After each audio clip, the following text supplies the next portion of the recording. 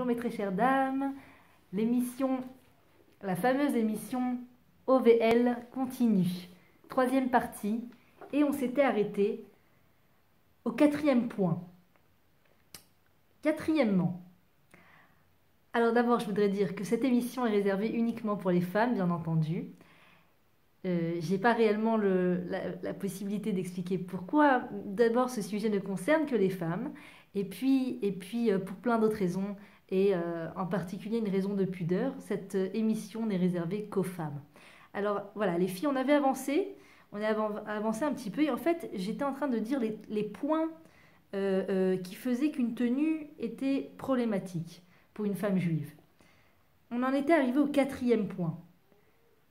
En exposant ces parties qui devraient être couvertes, elle transgresse le issour de l'otachmod. Ne convoite pas. Selon les règles d'interprétation de la Torah, ce verset peut également être lu l'otachmod. Ne fais pas convoiter les autres. Ne fais pas convoiter les autres. Et là, je sens qu'il va nous expliquer quelle est la raison de cette phrase. Lorsqu'une femme montre ses jambes ou ses bras, elle attise le désir de ceux qui la voient. Rien d'extraordinaire, rien de nouveau sous le soleil. Hein. Je veux dire, voilà, il faut être fou pour se voiler la face et se dire que non, les parties du corps n'attirent pas le regard et n'attirent pas l'éveil masculin. Se vêtir de manière impudique constitue donc une infraction de ce issour. Cinquièmement, si une femme mariée sort la tête découverte en public, elle transgresse un issour minatora. En effet, cette interdiction découle du verset Ufara et rosh Aïcha. Les cheveux de la femme sota seront découverts au beddin. Ce qui sous-entend que jusqu'à ce stade, sa chevelure devait être couverte parce qu'elle était une femme mariée. De ce même chapitre, nous pouvons également apprendre que découvrir le buste est également un issour minatora. En effet, nos maîtres déduisent du même verset que non seulement la chevelure, mais également le buste étaient découvertes au beddin, ce qui implique que jusque-là, elle était couverte. Couvrir ces parties est donc considéré comme dat Moshe, une obligation de la Torah écrite. Voilà, donc tout est dit, tout est dit. Ce moment-là où la femme sota, en fait, ce qu'on nous dit dans la Torah, c'est quoi la femme sota? C'est une femme dont le mari doute de la propreté de ses mœurs. Le mari a des doutes envers sa femme, il a le sentiment que sa femme l'a trompé, Chas Shalom, parce qu'il l'a vue s'enfermer dans une pièce avec un homme ou pour d'autres raisons. Ce qui est interdit par la Torah, ce qui est interdit, c'est un issour de yichoud. Une femme n'a pas le droit d'être dans une pièce fermée avec un homme qui n'est pas son mari. Ça peut même être son fiancé. Elle n'a pas le droit de s'enfermer dans une pièce avec un autre homme. C'est la loi de yichoud. Yichoud, la Torah connaît la nature de l'homme et elle sait très bien le penchant de l'homme. Et elle sait très bien que lorsqu'une femme et un homme sont dans une pièce fermée, il y a une électricité dans l'air, il y a une électricité qui passe. Et c'est la raison pour laquelle la Torah nous demande de faire très attention à ça. Et d'ailleurs, en positif, c'est de là qu'on apprend que, c'est de là l'habitude, le minhag des mariés qui, juste après la choupa, vont dans la cheder yichoud. La cheder yichoud, c'est la chambre où ils ont enfin le droit d'être en yichoud, puisqu'ils viennent de passer sous la choupa, ils viennent d'être mariés, la ktuba a été signée, etc. Et donc, enfin est arrivé le moment où ils ont le droit d'être sous la même pièce, sous le même toit, dans une pièce fermée. Et donc, ils vont dans une salle fermée. Les invités, en attendant, attendent, et puis c'est tout. Et puis, ils peuvent se rencontrer enfin pour la première fois de façon intime. Et donc, c'est un moment très, très émouvant pour ceux qui ont réussi à tenir, justement. C'est ça que je me dis, ceux qui ont réussi à tenir, à ne pas se toucher avant le mariage, ça doit être un moment vraiment très, très, très émouvant. Et donc, c'est pour ça aussi que la Torah sait que un homme et une femme dans la même pièce, c'est très dangereux, très dangereux. Alors vous pourrez dire, pourrait vous mentir, on peut toujours se mentir et se dire mais non, mais moi ça n'a pas d'effet sur moi, et moi je tomberai jamais dans ce piège, et je sais très bien que je peux m'enfermer dans une pièce, et il n'y a pas de problème. Il y a un gros problème, il y a un gros problème. La Torah connaît la nature de l'homme. En apotropous les harayot. En apotropous les harayot. C'est-à-dire que par rapport aux relations interdites, personne ne peut se porter garant jusqu'à la fin de ses jours qu'il n'y a aucun problème. Lui, cette personne, c'est un tzaddik, cette personne, elle a une éthique extraordinairement droite, c'est quelqu'un qui est très très propre des mœurs, donc elle sait qu'elle peut être garante d'elle-même et elle sait qu'elle peut se mettre dans des situations ambiguës et qu'elle ne faudra pas. Personne au monde, même les plus grandes tzadikim.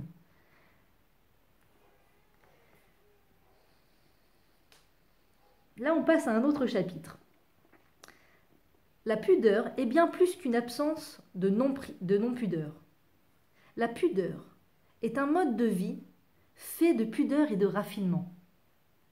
Un aspect de la tzniout souvent négligé de nos jours.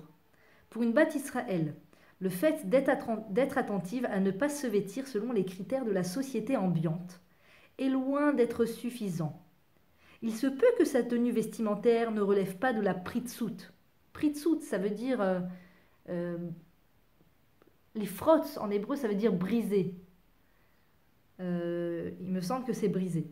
Pritsout, c'est quand on brise la pudeur en fait. Donc c'est un manque de pudeur.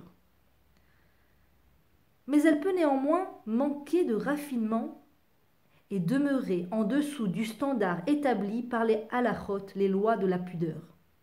Cela s'explique par le fait que bien que la pritsout s'exprime au travers d'un mode vestimentaire et d'un comportement indécent et relevant de la plus grossière erreur, la tzniout, quant à elle, n'est pas simplement une manière de se vêtir et une conduite neutre ou dépourvue de pritsout. En réalité, la tzniout, la pudeur, est une manière de s'habiller et de se comporter emplie de grâce et d'un raffinement tout particulier. Malheureusement, de nombreuses personnes n'ont pas conscience de cette vérité et se satisfont du fait que le terme de pritsout ne s'applique pas à elles.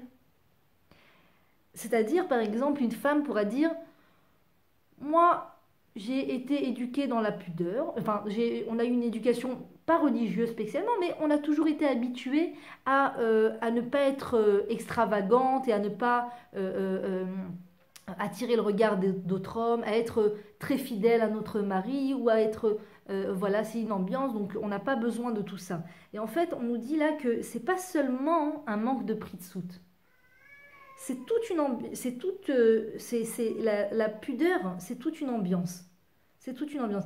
Il faut se comporter de façon emplie de grâce et d'un raffinement tout particulier. Tout particulier. À notre grand malheur, la plupart de ceux parmi lesquels nous vivons affichent une pritsout effroyable, un manque de pudeur effroyable et scandaleuse, et ont totalement supprimé la décence et le sentiment de honte de leur code de conduite. Il y a quelques jours, bon, en l'occurrence, c'était pas des juifs, c'était des non-juifs, mais j'étais choquée et effarée avec quelle facilité elles ont pu comme ça s'afficher dans la rue. Donc déjà, bon, elles n'étaient pas habillées pudiques. Elles étaient dans une Mercedes, comme ça, elles se sont arrêtées en plein dans ma rue, et elles étaient deux, elles sont sorties comme ça. Et l'une, elle était comme ça, avec des lunettes de soleil très, très, très extravagantes, et très maquillée, avec une tenue rouge vive, comme ça. Et elle s'est assise sur un muret, comme ça. Elle a pris une position pas pudique, c'est-à-dire vraiment honteuse, quoi, que même dans les toilettes, il faut faire attention, quoi. Et elle s'est assise comme ça, et puis sa copine est venue, elle a commencé à la photographier, et l'autre elle posait, et elle posait, et elles sont remontées dans la voiture, et elles sont parties. Et là je me suis dit, mais comment on peut arriver à une telle facilité dans le manque de pudeur? Et il faut vraiment, voilà, c'est ce que je vous disais dans le cours dernier, il faut vraiment s'exposer à toute cette ambiance des médias, de YouTube et tout ça, nous pousse à la facilité dans la dans la façon d'être, dans l'attitude. Et là, pour le coup, c'était vraiment effarant au niveau du manque de pudeur que ça contenait. Donc, quand les filles se photographient comme ça dans la rue, il faut comprendre que ça attire énormément le regard. Quand on prend une pause dans la rue pour se photographier et pour mettre les photos après, peu importe, peu importe. D'abord, de mettre des photos sur Internet, c'est problématique. C'est problématique. Des photos impudiques, n'en parlons pas. Donc, il faut, c'est-à-dire, comme je disais dans le cours dernier, tous ces médias, en fait, nous volent notre droiture intérieure. Nous poussent à être... à ne plus avoir honte. Il n'y a plus de honte. Il y a même plus de honte. Avant, les non-juifs et les peuples eux-mêmes avaient honte. Il y avait une période où ils avaient honte, où ils étaient pudiques. Il y avait une pudeur quelque part, jusqu'à la cinématographie, jusqu'à les films, Brigitte Bardot, etc. Jusqu'avant ça, il y avait encore une pudeur, une honte, par honte. Pas parce que les gens étaient des bnei noirs et qu'ils allaient d'après la Torah. Parce que il y avait une honte naturelle qui était à l'intérieur de l'homme. Et quand un enfant vient au monde, juif ou pas juif, en général, il y a une pudeur intérieure. Chez les juifs, c'est encore plus fort. On dit Israël baïchanim. Le Ham Israël, ils ont une honte intérieure, innée. Mais même les non-juifs, les enfants, ils ont comme une pudeur innée. Une pudeur innée. Et après, selon ce à quoi ils vont être exposés, eh bien, cette pudeur va augmenter, va aller en se protégeant, en persistant, ou alors, malheureusement, cette pudeur va peu à peu se dissiper. À notre grand malheur, la plupart de ceux parmi lesquels nous vivons, alors voilà, ça on l'a dit, suite à cette exposition permanente à la corruption, Internet, quoi, par exemple, parmi tant d'autres, ou les affiches dans les magasins. Des fois, il y a des affiches qui sont très problématiques, très très problématiques. Un jour, mon mari est revenu du canyon Malcha, il m'a dit, c'est tout simplement une invitation à la prostitution. Il m'a dit, c'est une invitation à la prostitution. Tu vas pour acheter un t-shirt et il faut que tu passes devant des affiches qui sont extrêmement problématiques. Et malheureusement, les vendeurs pensent à tort que ces posters, en quelque part, vont leur apporter de la bracha. C'est contradictoire. Ils pensent en affichant un poster d'une femme très dénudée devant leur magasin, ça va leur apporter plus de clients, donc plus de bracha, donc plus de parnassa. Mais ce qu'ils ne comprennent pas, c'est que la parnassa, c'est-à-dire l'argent, vient d'Akadosh Baruch Hu. C'est Hachem qui envoie l'argent. Et des fois, il y a la parnassa qui n'est pas du tout une bracha. Par exemple, des gens il n'y a pas longtemps, c'est le Rav Ben Chetrit qui a raconté, qu'il y avait des gens qui ont travaillé comme des fous jour et nuit sur un projet immobilier. Ils ont fait rentrer énormément d'argent. Il y a eu énormément d'argent qui est passé entre leurs mains. Ils ont travaillé comme des fous. Ils ont presque abandonné leur famille tellement ils étaient occupés dans leur travail. Et au final, les transactions étant, ils se sont retrouvés avec zéro entre les mains. Zéro entre les mains, alors qu'ils ont touché des sommes énormes parce que les gens ont acheté des appartements, etc. Et ils n'ont pas profité d'un shekel. Les calculs ont été faits de sorte, enfin Akadosh Baruch Hu a fait que ces gens qui se sont donnés à fond, qui ont mis leur âme dans le travail, ils n'ont pas gagné un sou. Parce que c'est Hachem qui dirige le moindre centime, le moindre shekel. Alors, ça n'a rien à voir avec la pudeur, mais j'aimerais faire une petite parenthèse. Des fois, des gens se sont fait voler. Je ne dis pas malheureusement parce que c'est la volonté d'Hachem. Quand quelqu'un se fait voler, c'est la volonté d'Hachem. C'est pas malheureux. C'est Hachem qui est en train d'enseigner à la personne un chiour, un cours. On ne sait pas c'est quoi. Nous, à l'extérieur, on ne peut pas dire « Ah, c'est parce qu'il a volé qu'il s'est fait voler ». Pas obligatoirement. Pas obligatoirement. Mais Akadosh Baruch Hu, ce qui est certain, c'est qu'il gère au moindre centime. Et si une personne se fait voler de l'argent, c'est parce que Hachem est en train de lui enseigner un chiour de Torah. D'accord? Et ça ne veut pas dire que c'est un mécréant, chas v'shalom. Ça ne veut pas dire ça du tout. Une fois, il y a notre Rav et notre rabbinite qui habitent à côté, qui sont des gens, des gdolim, des gens extraordinaires, qui ont des midotes extraordinaires. Mamash des Talmidei Chachamim. Et ils se sont fait voler dans leur maison. Le voleur est venu, mais la rabbinite a dit toujours dans un sourire et une bonne humeur, elle a dit, ils ont été corrects, hein. Ils n'ont pas touché grand-chose. Voilà, il y a eu des voleurs qui sont rentrés chez eux. Donc ils savent, on sait que, enfin quand on est connecté à Hachem et qu'on a la Emouna, on sait que ben, le vol, il y a une bonne raison. C'est pour ça qu'on arrive à dire Akol Letova, parce que, ou Kapara, tous ceux qui arrivent à dire Kapara ou Akol Letova, c'est parce qu'ils ont une connexion et qu'ils comprennent, ils ont compris le tableau. C'est Hachem qui dirige au moindre centime. Donc si un jour vous avez des gens qui viennent vous dire ah, fais très attention, parce qu'à Natania, ou je ne sais pas, une autre phrase, une autre mot, parce que dans telle ville, il y a des voleurs, parce que je me suis fait voler de l'argent, surtout ne rentrez pas dans le stress.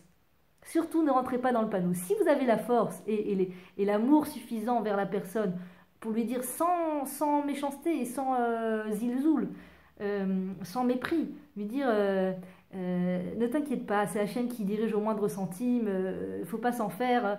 Si c'est arrivé, c'est que ça devait arriver, en tout cas, ou en tout cas se le dire à soi. Bon, c'est vrai, les gens, ils n'aiment pas toujours qu'on leur dise ça, mais dites-vous toujours à vous, de jamais rentrer dans une angoisse parce qu'on vous a dit que vous habitez dans une ville où il y a du vol, d'accord? Même en Californie ou je sais pas où, à Barcelone, il paraît que c'est la ville des voleurs, Barcelone, les gens, il y a eu beaucoup de cas de vol.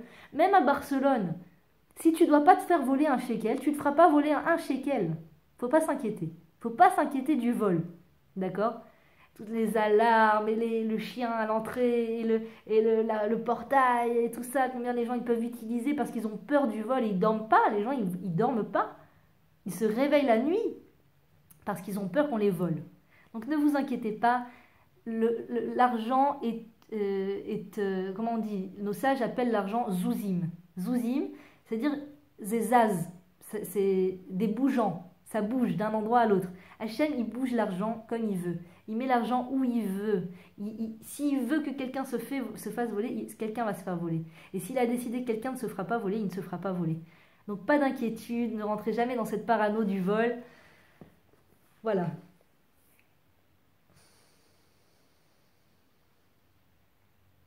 Il s'agit d'un comportement véritablement raffiné et d'un attachement au mode vestimentaire empreint de grâce, de dignité et de pudeur, qui orne si magnifiquement la personnalité de la Bat Israël. C'est vraiment ça, c'est un ornement. Le vêtement pudique est un ornement. C'est un ornement. Voilà, il suffit de voir ces femmes pudiques, elles ont... Il y a des femmes, parfois, je me souviens un jour, j'étais chez le coiffeur à l'époque, que Dieu me pardonne. J'étais chez le coiffeur parce que si une femme va aller se faire couper les cheveux, il faut qu'elle aille chez une femme, chez une coiffeuse.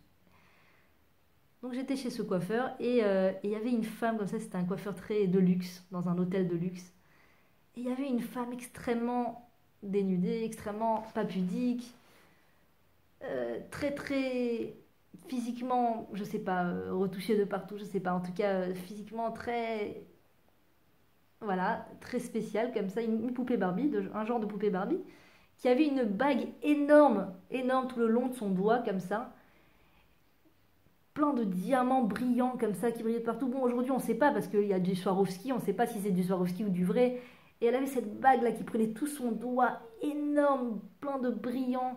Et elle dit au coiffeur comme ça, elle s'affiche comme ça, elle parle fort et devant le coiffeur elle dit « Tu sais combien elle m'a coûté celle-là? Tu sais combien elle m'a coûté 11 000 euros. » Et il m'a fait, non, ou 120 000 euros. Et il m'a fait un prix, 120 000 euros, regarde cette affaire, regarde cette affaire. Et je me disais, c'est même pas beau, quoi. C'est même pas... même à ce moment-là, où j'avais pas vraiment conscience de toute cette richesse, j'ai pas trouvé ça attirant, j'ai pas trouvé ça beau. Et pourtant, à cette époque, j'avais quand même un goût pour l'esthétique et pour le luxe assez important. Et j'ai trouvé ça repoussant, cette façon de s'afficher comme ça, de dire le prix de sa bague. Et elle était tellement énorme. Et puis, elle avait payé une maison, c'est-à-dire le prix d'une maison. Cette bague lui avait coûté le prix d'une maison. Et cette bague n'était même pas un ornement, parce que c'est quoi le propre d'un ornement? C'est que ça rend plus beau. Ça rend plus beau, ça embellit, voilà. C'est un ornement, le but d'un ornement, c'est censé embellir. Embellir. C'est comme ça qu'on apprend en architecture. Les ornements, c'est quoi les ornements qu'on mettait sur les bâtiments? C'était pour embellir le bâtiment. Et bien cet ornement ne l'embellissait même pas, tellement il y avait un manque de pudeur physique et intérieur aussi, le fait d'afficher sa bague. Vous allez le voir, on va y arriver aussi, que le fait, on peut être très pudique physiquement, mais le fait de s'afficher et d'afficher devant les autres tout ce qu'on a, tout ce qu'on possède, c'est aussi un manque de pudeur quelque part. C'est tsniyut hanefesh, ça s'appelle. La pudeur de l'intériorité. Et donc, quand on nous dit ici que le vêtement pudique orne magnifiquement la personnalité de la Bat Israël, des fois vous avez des femmes qui ont un bijou qui n'a coûté pas grand-chose, d'accord. Elles ont un foulard qui leur a coûté peut-être pas plus que 30 shekels. Elles portent quelque chose et elles le portent d'une façon tellement digne que c'est ce qui s'appelle un ornement, parce que ça les embellit. Ça les embellit. On peut porter des vêtements qui coûtent cher, on peut porter des bijoux qui coûtent cher, mais la question c'est est-ce que ça va embellir la personne ou est-ce que ça va juste être de la grossièreté, de la vulgarité, ce qui n'est pas du tout un ornement finalement. Ça n'embellit pas la personne. Alors, cette histoire que j'adore, que j'aime beaucoup, Kimchit, vous allez voir qui est ce personnage incroyable de Kimchit, personnifier la tsniout dans cet aspect positif. Kimchit mérita que ses 7 fils soient tous des Kohanim Gdolim à un certain moment de sa vie. Lorsque les Chachamim lui demandèrent ce qu'elle avait fait pour mériter de tels enfants, elle répondit « Mais Olam Roshi Rocher Seharot Batei Korot Loraou. » Mais Olam Roshi Seharot Beiti Korot Loraou. Les poutres de ma maison n'ont jamais vu les cheveux de ma tête. Bon, c'est un niveau. Hein. L'auteur lui-même dira que c'est un niveau, mais waouh. En entendant sa réponse, les sages s'exclamèrent Kol kimcha kimchin ve kimcha de kimchit kimcha solet. La farine de la plupart des gens est du kémar, un mélange de farine grossière et de farine fine, alors que la farine de kimchit est de la solette, de la farine fine. Les chachamim, les sages, ont fait un jeu de mots avec la racine du mot kimchit, kémar. Kémar, c'est de la farine, qui signifie farine. Toutefois, les propos qu'ils ont exprimés en réaction à sa réponse ne sont pas clairs, et nous pouvons les expliquer ainsi. Il existe 3 types de farine de blé. Solette, kémar et soubine. Soubine est une farine impure, dans laquelle le son reste mélangé à la farine. En la tamisant avec un tamis moyen, ces impuretés seront retirées et seule la farine restera. Mais bien que l'on ait retiré au kémar ces impuretés, il est loin d'être parfait, car il se compose de farine grossière et de farine fine. Cependant, si ce kémar est passé à travers un tamis fin, on obtient une farine parfaitement fine connue sous le nom de solette. Les chachamim ont voulu exprimer l'idée suivante. Pour la plupart des femmes, l'objectif fondamental de la tsniout, de la pudeur, consiste à se libérer de tous les degrés de pritsout. C'est juste, en fait, être pudique, c'est juste se libérer du manque de pudeur. C'est un processus de pureté, une purification des désirs négatifs qui existent dans la nature basique de l'homme. Bien qu'elles aient également connaissance des notions de raffinement et de beauté intérieure, ces concepts n'ont qu'une importance secondaire à leurs yeux. Il y a par conséquent des circonstances comme lorsqu'elles sont dans l'intimité de leur foyer, où elles ne se montrent pas particulièrement méticuleuses à cet égard. Kimchit, toutefois, avait une perception bien plus élevée de la pudeur. Pour elle, la pudeur représentait bien plus que l'absence de pritsout. C'était une qualité positive impliquant un affinement total du caractère et une pureté dans le comportement. Waouh, quel niveau extraordinaire! Il s'agit d'une forme de doucha, une sanctification de tout son être. À ses yeux, la pudeur devait être observée partout, même dans l'intimité de son foyer, quand il n'y avait personne. De même, pour la plupart des gens, la pudeur ultime consiste à être comme le kémar, auquel on a retiré toutes les impuretés. Mais ils demeurent comme le kémar, qui est un mélange de farine grossière et fine, parce qu'ils ne savent pas apprécier à sa juste valeur l'importance de l'aspect positif de la pudeur, qui consiste à s'affiner soi-même et à développer dans son intériorité un niveau plus élevé de finesse et de sensibilité au bien. Kimrit, toutefois, était différente, sa farine était de la solette. Elle savait qu'une fois que toutes les impuretés ont été retirées, il existe encore un niveau élevé de tsniout positif à développer. Par conséquent, elle distillait son caractère et affinait sa personnalité jusqu'à ce qu'elle soit comparable à la plus fine des farines, la solette. Tel est l'héritage que Chazal, que nos maîtres ont souhaité nous laisser en notant la dernière partie de la conversation entre les sages et Kimrit. J'aimerais faire, je ne sais pas si c'est... Moi, ça m'a rappelé un souvenir. J'aimerais faire parler d'un thème. La pudeur à la maison. La pudeur à la maison. Alors, je ne parle pas encore de la pudeur à la maison avec les enfants et le mari. Je parle, ça c'est encore un niveau, le niveau de Kimrit. J'aimerais parler à un niveau en dessous de cela, le niveau de la pudeur avec la famille à la maison. C'est quoi la famille? La famille, ça peut être les parents, les frères et sœurs, mais qui dit frères et sœurs dit aussi gendre et belle-fille, enfin beau-frère et belle-sœur,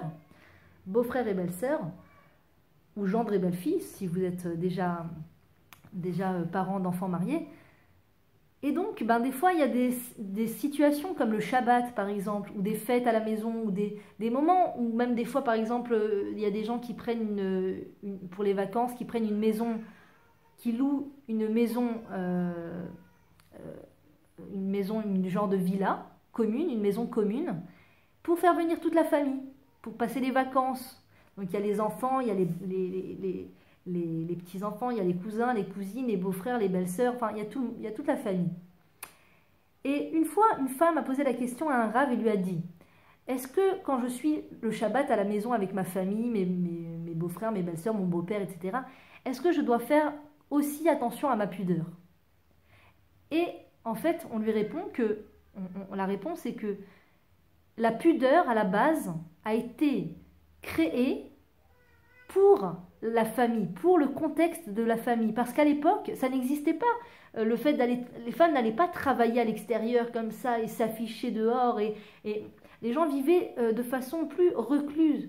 Les tentes n'étaient pas en face les unes des autres. Aujourd'hui, quand on construit un bâtiment face à un autre bâtiment et la fenêtre de la salle de bain donne sur la fenêtre du salon de l'autre et il y a vision sur l'autre et c'est très problématique. Il faut mettre des rideaux, il faut faire très attention au niveau de cette pudeur. C'est Matovu Oalecha Yaakov. Comme elles sont belles tes tentes, Yaakov. Les tentes qui sont pudiques, qui ne montrent pas l'intimité de l'un à l'autre. Et donc, à l'époque, il n'y avait pas toute cette exposition les uns aux autres. Donc, les familles vivaient entre elles. Les familles vivaient entre elles. Des fois, la belle-fille vivait chez les beaux-parents. Des fois, il y avait une promiscuité comme ça, une proximité. C'est ça que je veux dire, une proximité. Pas une promiscuité, une proximité. Et donc c'est pour ça que les règles de la pudeur ont été créées, justement pour la famille. Après, à l'extérieur, c'est Kal vachomer, c'est a fortiori à l'extérieur. A fortiori, il faut être pudique à l'extérieur. Mais ça commence, a priori, à l'intérieur de la maison. Quand il y a justement les beaux-frères, quand il y a justement les belles-sœurs, quand il y a justement le beau-père, quand il y a justement les beaux-parents. Et c'est pas parce que justement on a une habitude, on s'habitue les uns aux autres quelque part. On s'habitue les uns aux autres.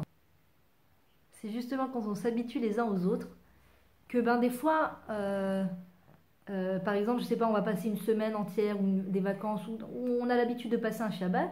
Et on se lève le matin, on sait que quelque part on va aller dans le salon, que de façon directe, notre beau-père va avoir une vue sur nous une vue c'est-à-dire va nous voir, va nous voir, ou alors que le beau-frère va nous voir. On sait, parce qu'on sort de la chambre pour aller à la salle de bain, on sait qu'il y a le frère, le beau-frère quelque part, ou qu'il y a le beau-père quelque part. On se dit, bon, j'espère qu'il dort encore, ou j'espère qu'il est déjà à la synagogue, mais quelque part, on sait qu'il y a un risque qu'en sortant de la chambre, eh ben, on va croiser notre beau-père ou notre beau-frère, ou quelqu'un d'autre, un cousin, etc. Ou des neveux, par exemple, des neveux qui sont en âge où c'est important de faire attention devant eux aussi, ou des enfants, nos fils même nos fils.